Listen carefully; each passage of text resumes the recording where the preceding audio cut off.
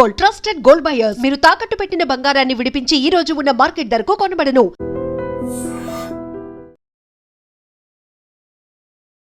విశ్వవిద్యాలయాల్లో సమానత్వాన్ని పెంపొందించేందుకు యూజీసీ తీసుకొచ్చినటువంటి నిబంధనలని సుప్రీంకోర్టు స్టే విధించింది. యాక్చువల్గా యూజీసీ 2026లో తీసుకొచ్చినటువంటి రూల్స్లో ఏముంది, సుప్రీంకోర్టు ఎందుకు కాదంటుంది? యూజీసీకి సంబంధించి తీసుకొచ్చినటువంటి సరికొత్త రూల్స్ అనేవి, అక్కడ డిస్క్రిమినేషన్ అనేది ఉంది, క్యాస్ట్ బేస్డ్గా జరుగుతోంది ఒక వివక్ష, దాన్ని తొలగించడానికి సమానత్వం కోసం స్టూడెంట్స్ అందరూ ఈక్వల్ అని చెప్పడానికే మేము రూల్స్ తీసుకొచ్చాము అని చెప్పినప్పుడు సుప్రీంకోర్టు ఎందుకు అబ్జెక్ట్ చేసింది? ఒకటి చట్టం ముందే ఉంది. ఫైనల్ ఎంక్వైరీలో డిస్ట్రిక్ట్ కలెక్టర్ ఏం చెప్పారంటే హీఈస్ నాట్ ఎ దళిత్ అని చెప్పి హైకోర్టుకి ఒక సీల్డ్ కవర్లో రిపోర్ట్ ఇచ్చారు. హైకోర్టు దాని సీల్డ్ కవర్ ఓపెన్ చేసి కరెక్ట్ అని చెప్పి that case was scrapped. Ramachandrarao గారి మీద, దత్తాత్రేయ గారి మీద వేసిన కేసు కొట్టుపడేశారు. వివక్ష అనే దాన్ని ఇంకా ప్రోత్సహించినట్టు అవుతోంది. ప్రోగ్రెసివ్గా కాకుండా రిగ్రెసివ్ అయిపోతున్నాం, సమాజం వెనక్కి నెట్టేసే ప్రయత్నం జరుగుతుంది. ఎందుకంటే ఇప్పుడు ఇంటర్ కాస్ట్ మ్యారేజ్ గురించి మాట్లాడారు justice Suryakant. Inter caste marriage జరుగుతుంది, ఇంటర్ రిలీజియస్ మ్యారేజ్ జరుగుతుంది, మళ్ళీ మీరు ఇట్లాంటి చట్టం తీసుకొస్తున్నారు ఎందుకు అని అడిగారు. ఇప్పుడు తీసుకొచ్చింది యూజీసీ, ఆ రూల్స్ని తీసుకొచ్చింది, స్టే విధించిందేమో సుప్రీంకోర్టు. బట్ బీజేపీ మీదకి ఎందుకు వెళ్తోంది? బీజేపీయే చేయించింది అనేది, లేకుంటే యాంటీ బీజేపీ అనేటువంటి క్యాంపెయిన్, స్లోగన్స్, ర్యాలీలు ఎందుకు కనిపిస్తున్నాయి? రాహుల్ గాంధీ క్యాంపెయిన్ మీరు చూసుంటారు. దళిత్ దళిత్ దళిత్, బీజేపీ దళితుల వ్యతిరేకంగా చేస్తున్నారు, ఎస్ఐఆర్ ప్రాసెస్లో దళితులు తీసేస్తున్నారు, దళితుల వ్యతిరేకంగా కాన్స్టిట్యూషనల్ మార్పులు తీసుకొస్తున్నారు. ఎస్సీ ఎస్టీ అబ్బాయిలకి, ఎస్పెషలీ ఎస్సీ అబ్బాయిలకి అండ్ స్పెషలీ ఓబీసీలకి సుప్రీంకోర్టు ఏం చెప్పారంటే ఒక ఇన్కమ్ లిమిట్ పెట్టాలి. మీరు నెలకు ₹1,00,000 వస్తున్నాడు, క్రీమీ లేయర్లో ఎందుకు వస్తున్నాడు అర్థం కావట్లేదు. అదే మనిషి వైట్ రేషన్ కార్డు తీసుకుంటాడు, నాకు జీతం చాలా తక్కువ అని నాకు చెప్పేసి. నమస్తే, నేను Kavitha. Welcome to iDream news and నిజాలు. విశ్వవిద్యాలయాల్లో సమానత్వాన్ని పెంపొందించేందుకు యూజీసీ తీసుకొచ్చినటువంటి నిబంధనలని సుప్రీంకోర్టు స్టే విధించింది. అది సమానత్వం కోసం తీసుకొచ్చినటువంటి నిబంధనలు అయినప్పటికీ కూడా వివక్ష ఎక్కడుంది, దాన్ని ఎలా హైలైట్ చేస్తున్నారు, సమాజాన్ని వెనక్కు తీసుకెళ్లే ప్రయత్నం మీరేమైనా చేస్తున్నారా అంటూ తీవ్రమైనటువంటి వ్యాఖ్యలు చేసింది. యాక్చువల్గా యూజీసీ 2026లో ఆ తీసుకొచ్చినటువంటి రూల్స్లో ఏముంది, సుప్రీంకోర్టు ఎందుకు కాదంటుంది? ఇది ప్రో బీజేపీయా, యాంటీ బీజేపీయా అనేటువంటి వాదనలు ఎందుకు వినిపిస్తున్నాయి? నార్త్లో విశ్వవిద్యాలయాలకు చెందినటువంటి స్టూడెంట్స్ రోడ్ల మీద ఎందుకని నిరసన దిగారు? మనతో పాటుగా ఉన్నారు సీనియర్ జర్నలిస్ట్ సురేష్ కొచ్చాదిల్ గారు. సార్ నమస్తే. యూజీసీకి సంబంధించి తీసుకొచ్చినటువంటి సరికొత్త రూల్స్ అనేవి, అక్కడ డిస్క్రిమినేషన్ అనేది ఉంది, క్యాస్ట్ బేస్డ్గా జరుగుతోంది ఒక వివక్ష, దాన్ని తొలగించడానికి సమానత్వం కోసం స్టూడెంట్స్ అందరూ ఈక్వల్ అని చెప్పడానికే మేము రూల్స్ తీసుకొచ్చాము అని చెప్పినప్పుడు సుప్రీంకోర్టు ఎందుకు అబ్జెక్ట్ చేసింది? స్టే ఎందుకు వచ్చింది అసలు అక్కడ? ఒకటి చట్టం ముందే ఉంది. 2012లో ఒక చట్టం తీసుకొచ్చాము, that is still in force. In fact ఇది స్టే చేసినప్పుడు సుప్రీంకోర్టు రివర్ట్ చేశారు. ఆ పాత చట్టం ఇంకా ఉంటుంది, మొత్తం చట్టం తీసేయలేదు ఇప్పుడు దాకా. ఆ చట్టం కింద ఇంత స్ట్రిక్ట్ కండిషన్స్ లేకుండే. ఈ బేస్ కేసు ఎక్కడ మొదలైందంటే రోహిత్ వెముల వాళ్ళ అమ్మగారు సుప్రీంకోర్టులో కేసు వేశారు. ఆమె దానికన్నా ముందు హైదరాబాద్ సెంట్రల్ యూనివర్సిటీ వైస్ ఛాన్సలర్కి, దాని తర్వాత తెలంగాణ, అప్పుడున్న ఉమ్మడి ఆంధ్రప్రదేశ్ హైకోర్టు, తర్వాత తెలంగాణ హైకోర్టులో కేసు వేశారు.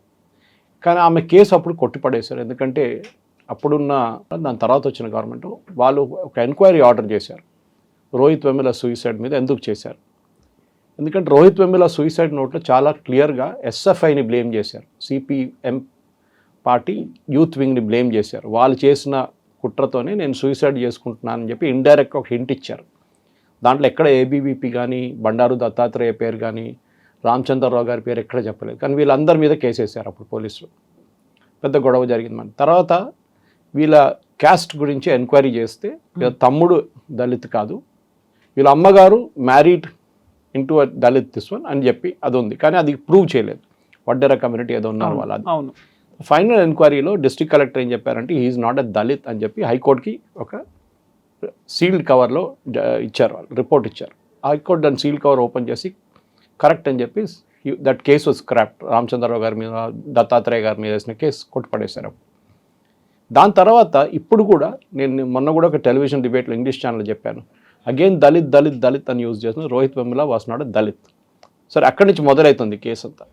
దాని తర్వాత ఆమె సుప్రీంకోర్టుకి వెళ్ళి ఇట్లాంటి దళిత్ పిల్లలకి చాలా మటుకు అన్యాయం చేస్తున్నారని చెప్పి సుప్రీంకోర్టు ఒక నిర్ణయం తీసుకోవాలి. సుప్రీంకోర్టు యూజీసీ దగ్గర ఏం చెప్పారంటే, మీరు అప్రోప్రియేట్, క్రూషియల్ వర్డ్ ఇది అప్రోప్రియేట్ అయిన రెగ్యులేషన్స్ పెట్టండి అన్న. కానీ వాళ్ళు చేసిన రెగ్యులేషన్ మనకు తెలిసిందే, వన్ సైడెడ్ అయిపోయింది మొత్తం. దాంట్లో స్ట్రేంజ్లీ కవిత గారు మీరు అబ్జర్వ్ చేస్తుంటారు, రేస్ అండ్ జెండర్ అని ఉంది దాంట్లో. కానీ it is race and gender meant only for SC, ST and OBC. ఒక అమ్మాయి non OBC, non SC, non ST category నుంచి ఒక అమ్మాయిని ఎవరైనా హరాస్ చేస్తే, ఫార్వర్డ్ క్యాస్ట్ హరాస్ చేస్తే అది కేసు కాదు. అప్పుడు ఆర్జికార్ కేసు కలకత్తాలో జరిగిన మెడికల్ కాలేజ్లో జరిగిన రేప్ అండ్ మర్డర్ మనకు తెలిసిందే. అమ్మాయి దళిత్ కాదు కదా, కానీ జరిగింది కదా అప్పుడు కూడా. అప్పుడు ఎవరు ఆ చట్టం కింద రాదు, అది నిర్భయ కేసు అంటారు. అప్పుడు Nirbhaya case is a separate thing. ఇక్కడ ఏం జరిగిందంటే యూజీసీ, అది ధర్మేంద్ర ప్రధాన్ తప్ప, లేకుంటే యూజీసీ తప్ప, లేకుంటే మన యూనియన్ లా మినిస్ట్రీకి రెఫర్ చేశారా లేదా, ఇది ఏం చేయకుండా సుప్రీంకోర్టు కూడా చూపించకుండా, సుప్రీంకోర్టు దగ్గర వచ్చి చెప్పాలి కదా, మీరు చెప్పారు మేము తయారు చేసాం, please look at this draft, మీరు ఓకే అంటే మేము గెజెట్లో పబ్లిష్ చేస్తాం అంటే సుప్రీంకోర్టు కూడా said no this is wrong అని చెప్తాం. అంతే, ఈ కాంట్రవర్సీ రాకపోతుండే, కానీ అప్పుడు చేయలేదు. దీంట్లో ఎస్ యూజీసీ ఓవర్ సైట్ ఉండే, కానీ అన్నిటికన్నా ఇంట్రెస్టింగ్ ఏంటంటే ఇదే సెంట్రల్ గవర్నమెంట్ సుప్రీంకోర్టులో ఒక అఫిడవిట్ ఫైల్ చేశారు, మేము యూజీసీనే స్క్రాప్ చేసేస్తున్నామని చెప్పి. There'll be no more University Grants Commission. బహుశా ఇంకొక 6 నెలల్లో ఉండదు, యూజీసీ ఉండదు. యూజీసీ లేనప్పుడు చట్టాలు తీసుకొస్తారు మీరు, అదొకటి. సెకండ్, ఈ చట్టంలో మీరు చెప్పినట్లు ఒక బోర్డు, ఓవర్ సైట్ బోర్డు ఉంటుంది. ఓవర్ సైట్ బోర్డులో రిప్రజెంటేషన్ ఇదే కమ్యూనిటీస్ నుంచి ఉంటుంది. ఈక్విటీ కమిటీ అనేది ఒకటి తీసుకొచ్చారు, వీళ్ళందరూ ఉంటారు. అగైన్ దాంట్లో మహిళలు లేరు. అంటే మహిళ ఉండొచ్చు, రేస్ అండ్ జెండర్ అని చెప్తున్నారు, కానీ ది నెవర్ స్పెసిఫైడ్ ఉమెన్ అని. దాంట్లో రేపు ట్రాన్స్జెండర్ని పెడతారా మీరు, అది కూడా తెలియదు మనకి. సో యూజీసీది ఒక టిపికల్ బ్యూరోక్రటిక్ ఎక్సర్సైజ్లో ఇది చేసినప్పుడు చాలా మటుకు నార్త్ ఇండియాలో ప్రొటెస్ట్ మొదలైంది. నాకు అసలు ఈ కేసు తెలియదు ముందు, ఆబ్వియస్లీ హానెస్ట్లీ తెలియదు.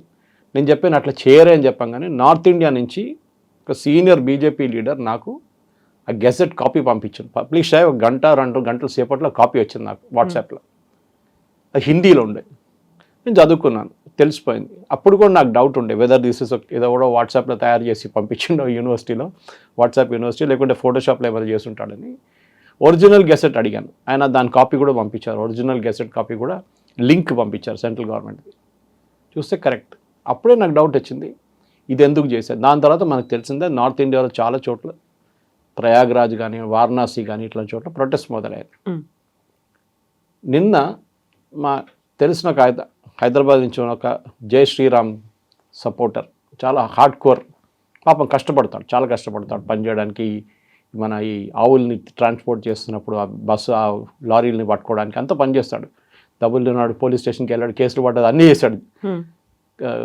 ఇట్లా ఆ అబ్బాయి నాకు ఫోన్ చేసి, సురేష్ గారు ప్రొటెస్ట్ జరిగింది నార్త్ ఇండియాలో, సౌత్ ఇండియాలో జరగలేదే, మధ్యప్రదేశ్లో జరగలేదే, గుజరాత్లో ప్రొటెస్ట్ జరగలేదు, యూపీ అండ్ బీహార్ ఇక్కడ 2 చోట్లనే ప్రొటెస్ట్ జరిగింది, ఎందుకు అని.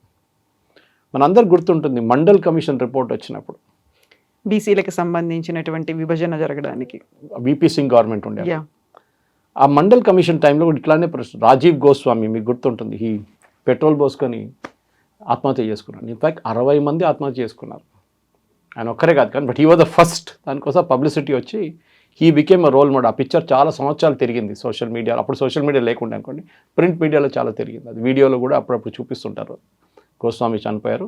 మండల్ కమిషన్ వ్యతిరేకంగా ప్రొటెస్ట్ ఒక మూమెంట్గా టేక్ ఓవర్ చేసుకుంది అక్కడి నుంచి. అదే ఇప్పుడు కూడా జరిగింది. సో అప్పుడే నాకు డౌట్ వచ్చింది. నేను చాలా మటుకు అప్పుడు నేను మాట్లాడలేదు దీని గురించి, ఎందుకంటే మనకు మొత్తం తెలియదు ఏం జరగబోతుంది అనేది. ప్రొటెస్ట్ ఉంది, కరెక్ట్. ఈ ప్రొటెస్ట్ ఎవరు ఆర్గనైజ్ చేశారు అది కూడా నేను అడిగాను, ఇదే బీజేపీ లీడర్ దగ్గర అడిగాను. మీరు పంపించారు నాకు గెజెట్ అంతా బాగానే ఉంది, ప్రొటెస్ట్ మీరే చేపిస్తున్నారంటే మేమెందుకు చేపిస్తాం, మా వ్యతిరేకంగా మేమెందుకు ప్రొటెస్ట్ చేస్తాం, మాకు పార్టీ నుంచి చాలా స్ట్రిక్ట్ ఆర్డర్స్ వచ్చింది, ఎవ్వరు మాట్లాడకూడదు దీని గురించి అని చెప్పేసి. అది పేపర్లో కూడా వచ్చింది. Next day it came in times of India that all BJP functionaries, మీరు దీని గురించి టెలివిజన్ డిబేట్లో కానీ ఎక్కడ కానీ ప్రెస్ కాన్ఫరెన్స్ ఏం చేయకూడదని చెప్పి సెంట్రల్ గవర్నమెంట్ ఒక డిక్టమ్ ఆర్డర్ చేశారు. నెక్స్ట్ డే ధర్మేంద్ర ప్రధాన్ గారు ఒక మీడియా మీట్లో, ఇన్ఫార్మల్ మీడియా మీట్లో అదే మాట చెప్పారు. చూడండి, yes there is the problem, we will check it, but we will ensure ఎవరికి డిస్క్రిమినేషన్ లేకుండా మేము చూసుకుంటామన్నారు.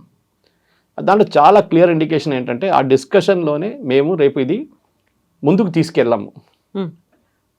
నోటిఫై అయిపోయింది అన్ఫార్చునేట్లీ. ఇది డ్రాఫ్ట్ రెజల్యూషన్ ఉంటే ప్రాబ్లం లేకుండే, గెజెట్లో పబ్లిష్ చేసేసారు. విత్డ్రా చేసుకోరు అనుకోండి బీజేపీ గవర్నమెంట్, రాహుల్ గాంధీ రెడీగా ఉన్నారు, ఆల్రెడీ మొదలు పెట్టారు వాళ్ళు. సెంట్రల్ గవర్నమెంట్ విత్డ్రా చేస్తే మేము వ్యతిరేకంగా ప్రొటెస్ట్ చేస్తాం, బ్రాహ్మణులకు ఫార్వర్డ్ క్యాస్ట్ వాళ్ళ కోసం చేశారు ఇదని చెప్పేసి మేము గొడవ పెడతామన్నారు రాహుల్ గాంధీ. కానీ సుప్రీంకోర్టు క్లియర్గా చెప్పారంటే this entire thing is very very shady అని చెప్పారు. ఎవరో కావాలని చేసినట్టు చేశారు ఇది, దీన్ని మేము స్టే చేస్తున్నాం. 2012 ఉన్న చట్టాన్ని రిటర్న్ తీసుకొస్తున్నాం.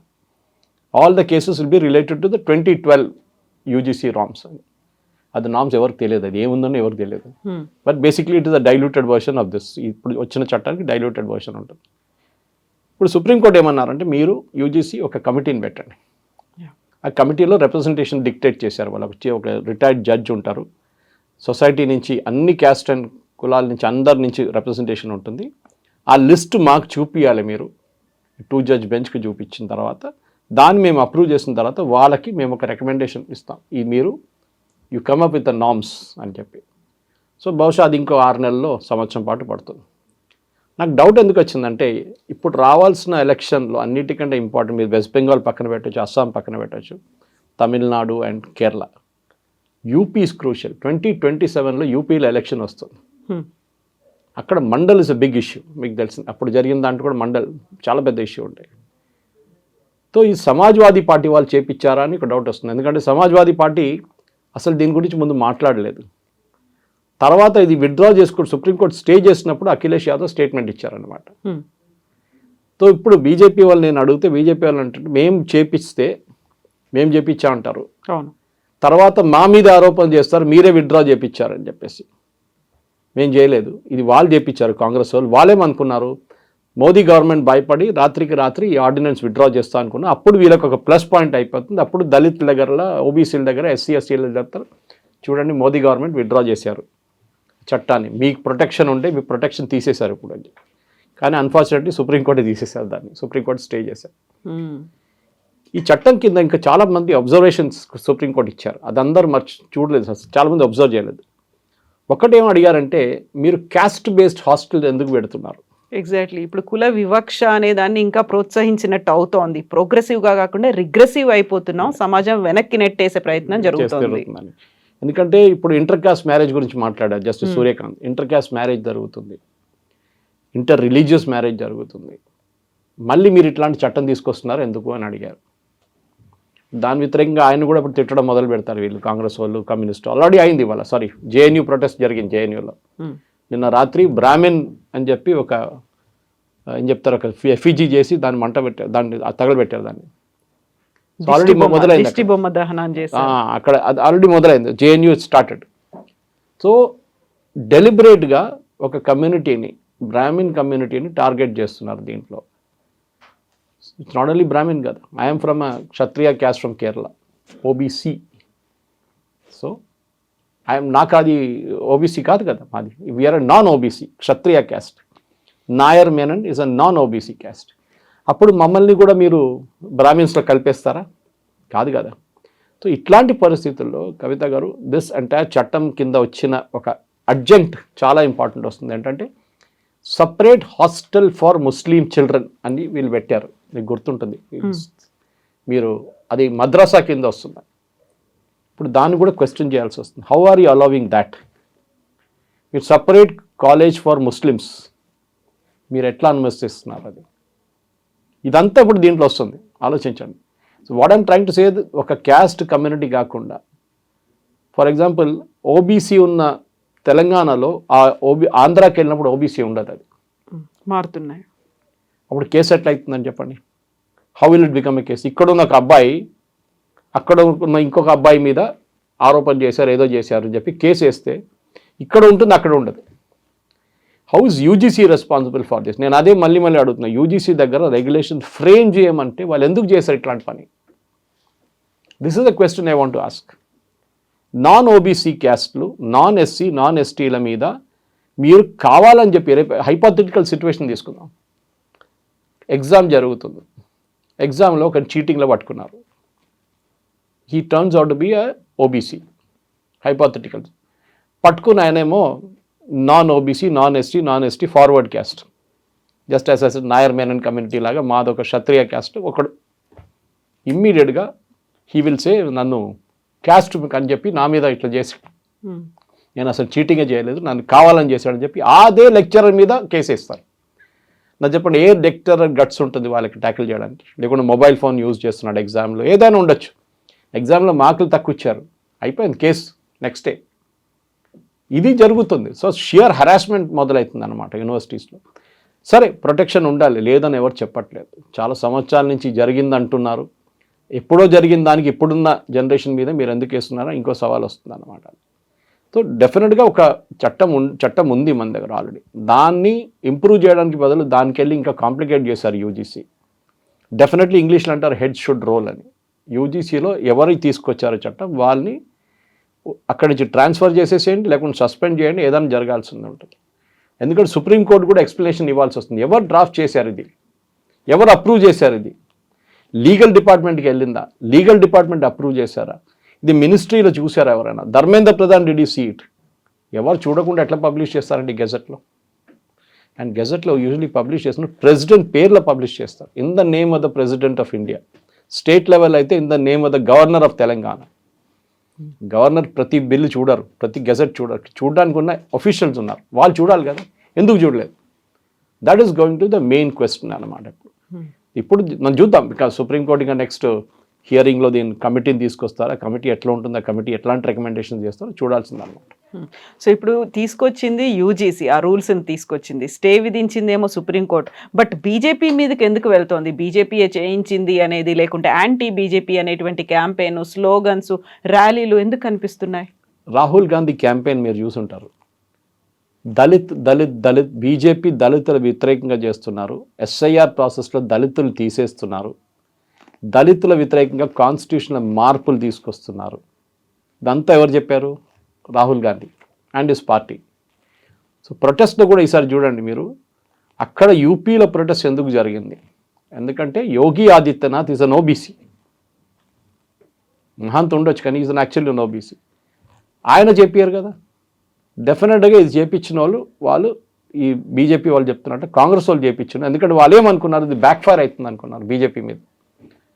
అన్ఫార్చునేట్లీ ఫార్చునేట్లీ వాళ్ళకి సుప్రీంకోర్టు స్టే చేసినట్టు మొత్తం ఇదంతా ఈ ప్లాన్ అంతా బయటపడ్డది అనమాట. ఎస్, బీజేపీని టార్గెట్ చేస్తే దాంట్లో డౌట్ లేదు. ఎందుకంటే యూపీ ఎలక్షన్లో, అస్సాం ఎలక్షన్లో అంత డిఫరెన్స్ రాదు దీంట్లో, అక్కడ ట్రైబల్స్ ఎక్కువ. కానీ యూపీ ఎలక్షన్లో డెఫినెట్గా దీని ఇంపాక్ట్ రాబోతుంది. అండ్ యూపీ ఎలక్షన్ వచ్చింది అనుకోండి, బీజేపీకి అన్నిటికంటే పెద్ద కాన్స్టిట్యున్సీ యూపీ. అంటే in terms of number of MPs, 80 MPs అక్కడి నుంచి వాళ్ళు లోక్సభకి పంపిస్తారు. పోయినసారి ఎలక్షన్లో కూడా తక్కువ పడ్డది వాళ్ళకి సీట్లు. ఈసారి కూడా అదే జరుగుతుంది అనుకున్నారు. కానీ లక్కీలీ యోగి ఆదిత్యనాథ్ కూడా ఏం మాట్లాడలేదు, మీరు చూసుంటారు. He didn't speak a word about it. ప్రధానమంత్రి గారు చెప్పలేదు, హోమ్ మినిస్టర్ మాట్లాడలేదు. పార్టీ వైపు నుంచి ఒక డిక్టమ్, నేను చెప్పినట్లు ఒక ఆర్డర్ వెళ్ళింది, ఎవరు మాట్లాడకూడదు, ధర్మేంద్ర ప్రధాన్ విల్ స్పీక్ అని ఆయన మాట్లాడి, ఎస్ జరిగింది, but we will ensure that ఎవ్వరు కూడా హరాస్మెంట్ లేకుండా మేము చూసుకుంటామని. ఎందుకంటే ఈ చట్టాన్ని చాలా ప్లేసెస్లో మిస్యూజ్ చేశారు కవిత గారు.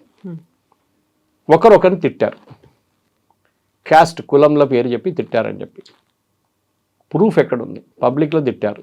తిడితే అయిపోతుందా కాదని సుప్రీంకోర్టు మొన్నాక తీర్పు ఇచ్చారు. పబ్లిక్లో తిట్టినా, జస్ట్ అబ్యూస్ చేసినా కానీ మీ క్యాస్ట్ అని చెప్పారు మిమ్మల్ని, మీ క్యాస్ట్ మీద తిట్టలేదు. ఓకే, ఏదైనా క్యాస్ట్ పేరు మీద నువ్వు అట్లా రోడా, నువ్వు ఆ క్యాస్ట్ రోడా అంటాడు, that doesn't mean it's an abuse అంటున్నారు. It didn't abuse you. ఆ క్యాస్ట్ని తిట్టలేదు ఆయన, మీ క్యాస్ట్ని ఐడెంటిఫై చేశారు అంతే. So that doesn't become an abuse అని చెప్పి మన సుప్రీంకోర్టు నుంచి ఒక నిర్ణయం వచ్చింది. వెరీ లిమిటెడ్ జడ్జ్మెంట్ అది. దాని డీటెయిల్స్ ఇంకా రావాల్సి ఉంది, అప్లోడ్ కాలేదు జడ్జ్మెంట్ ఇంకా. కానీ దాంట్లోనే వస్తుంది మీకు that it is ten to prone to misuse. చాలా కేసెస్ జరిగింది, మీరు చూసుంటారు. సుప్రీంకోర్టు, హైకోర్ట్స్లో కూడా ఈ ఎస్సీ ఎస్టీ కేసెస్ చాలా మట్టుకు వచ్చినప్పుడు తర్వాత దాన్ని కొట్టిపడేశారు.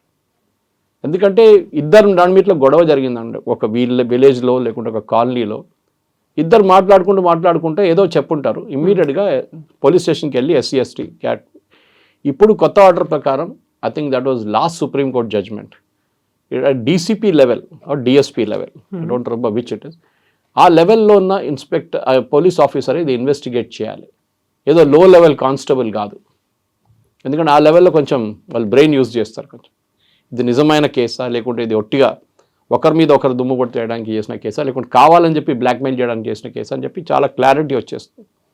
అది కూడా జరగాలి. క్యాస్ట్ డిస్క్రిమినేషన్ అనే మన సొసైటీలో ఎంత పెద్ద మాట్లాడుకున్నా కానీ ఉంది with in the SC ST. అదే సుప్రీంకోర్టు నేను అడిగారు చాలా ఇంట్రెస్టింగ్గా. ఒక ఎస్సీ అమ్మాయిని లేకుంటే ఒక ఎస్సీ కేటగిరీ మనిషిని ఇంకొక ఎస్సీ కేటగిరీ మనిషి తిడితేనో ఏదైనా చేస్తే క్యాస్ట్ ఎక్కడ ఏ కేసు పడుతుంది యూజీసీ అని అడిగారు. లేదు కదా, కేసు లేదు అక్కడ. కానీ బోల్డ్ అని సెక్స్ అనేవి అందులో ఉన్నాయి కాబట్టి.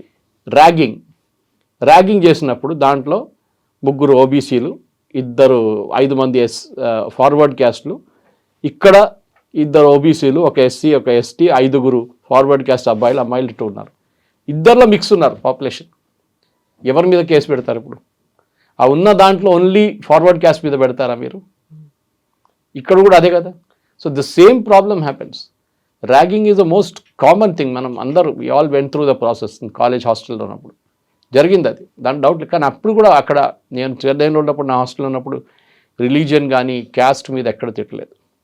సరే, ఎక్కడి నుంచి వచ్చావురా నువ్వు, కేరళ నుంచి వచ్చావా, తెలంగాణ నుంచి వచ్చావా? అప్పుడు తెలంగాణ లేకుండా ఉమ్మడి ఆంధ్రప్రదేశ్, ఆంధ్ర వాళ్ళ అని అంటారు. Okay, we took it in the right spirit.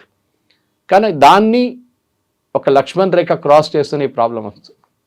Red line ఉంటుంది. ఆ రెడ్ లైన్ ఇస్ ఒక మనిషిని ఇంకొక దాన్ని. ఇప్పుడు కూడా చూడండి కవిత, నేను జర్నలిస్ట్గా ఉన్నప్పుడు కర్ణాటక తిరుగుతుండే చాలా మటుకు.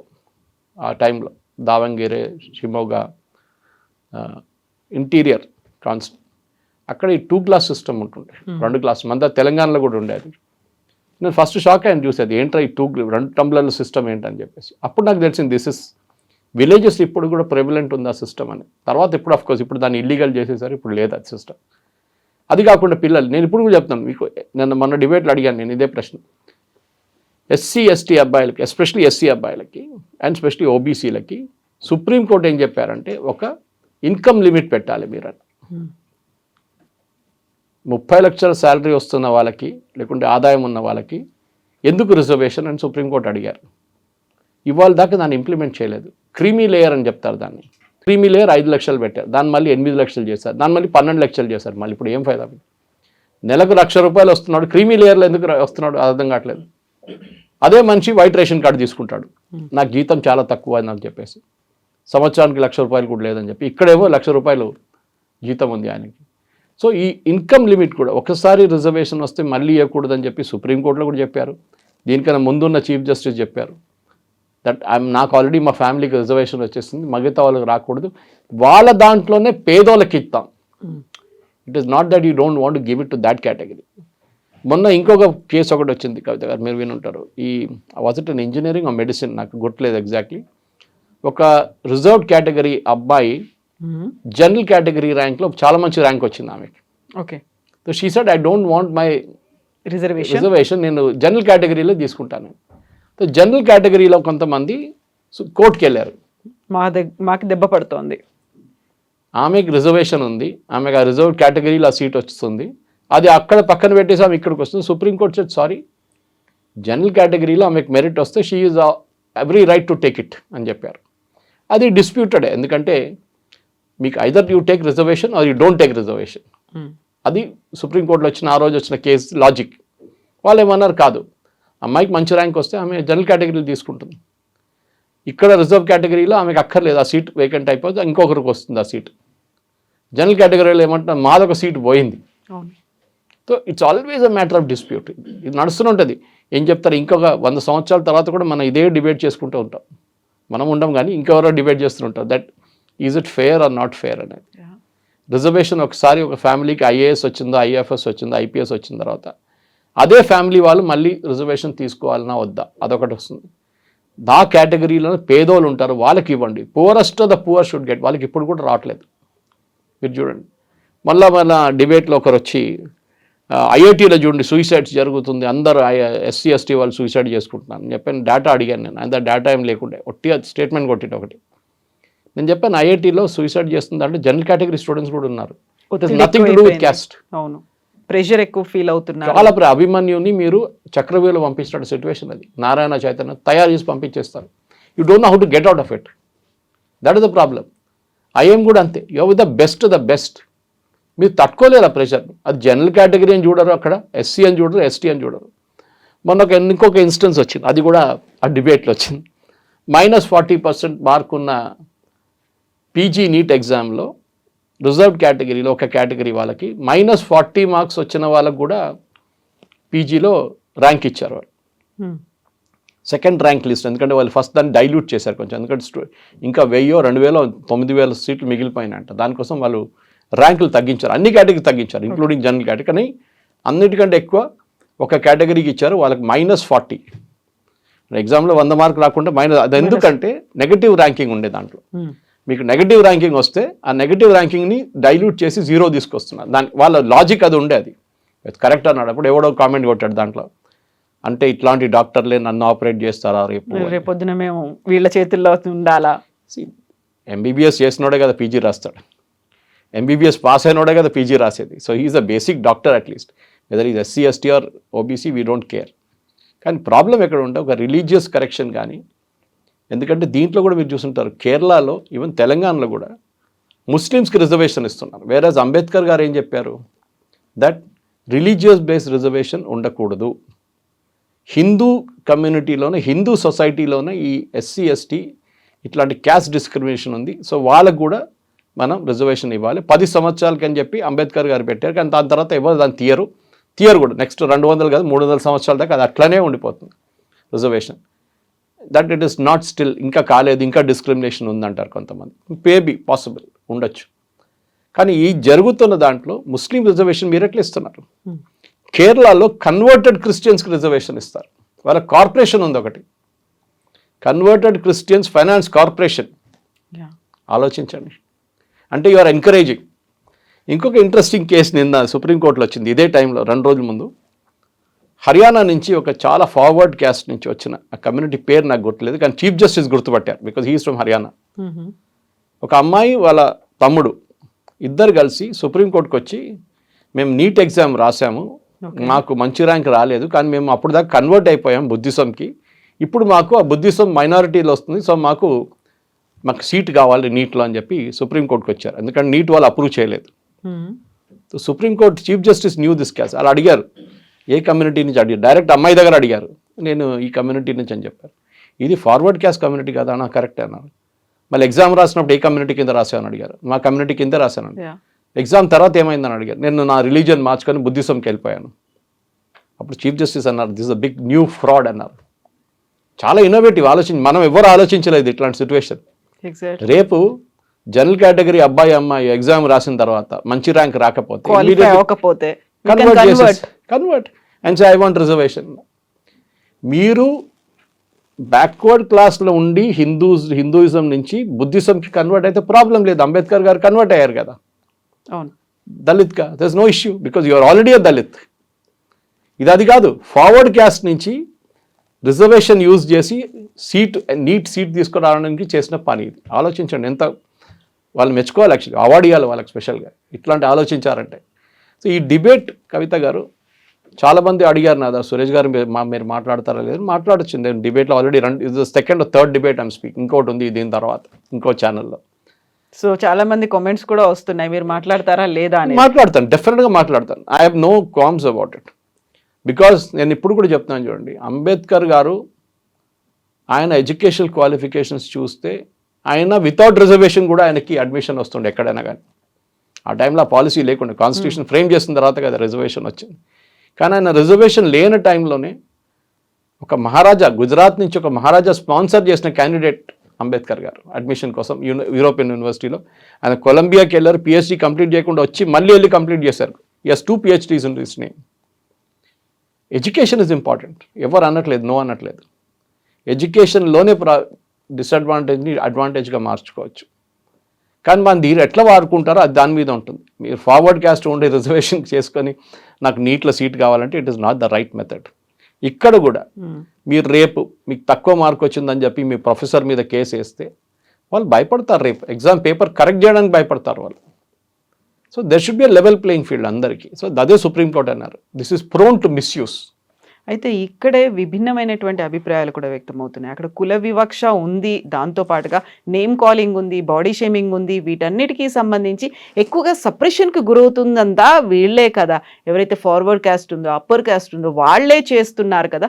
అది ఇంకా కంటిన్యూ అవుతున్నప్పుడు కదా మేము కావాలనుకుంటాం, ఒక ముందుకు వెళ్ళాలనుకుంటున్నాం, కుల వివక్ష లేకుండా చూడాలనుకుంటున్నాం, దానికే కదా ఇది హెల్ప్ చేస్తుంది. మళ్ళీ ఇప్పుడు సుప్రీంకోర్టు స్టే ఇచ్చిన తర్వాత యాజ్ యూజువల్గా అటాక్స్ అనేవి ఇలాంటివి అవుతూనే ఉంటాయి కదా అనే వాదన ఉంది. డిస్క్రిమినేషన్ ఎక్కడున్నా కానీ దాన్ని లీగల్గా ట్యాకిల్ చేయాల్సిందే. మీరు కమిటీని పెట్టినప్పుడు ఫర్ ఎగ్జాంపుల్ ఒక అమ్మాయిని ఎవరో నాట్ ఎ క్యాస్ట్ బేస్, ఒక అమ్మాయిని ఆర్జీ కార్ కేసు తీసుకుందాం, మన కలకట్టాలో జరిగింది. అక్కడతో మర్డర్ జరిగింది straight away, rape and murder. Medical student, ఈ మెడికల్ స్టూడెంట్ రేప్ చేసే అమ్మాయి సర్వైవ్ అయింది అనుకోండి, that's the most difficult part.